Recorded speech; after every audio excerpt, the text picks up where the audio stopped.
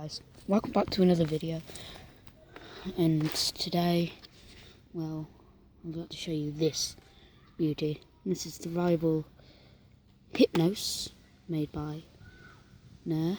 It's a fantastic gun, I love it, it's personally my favourite. So let's go over what it is. Sling attachment, maybe a sling attachment,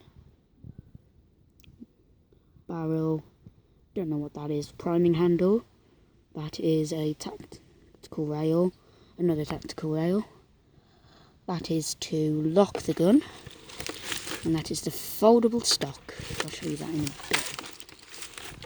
Next side, basically the same other than this, which does that. Let's try and put that back in. And this, I'll show you how this works now. There's a button here. You push this button and pull it.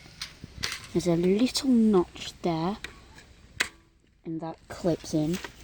It's a strong hold. It will not break, but you can do it with one. Can open it with one finger. So yeah, it is a pretty cool gun. That's the repriming handle. And so then, yeah, thank you for watching and goodbye.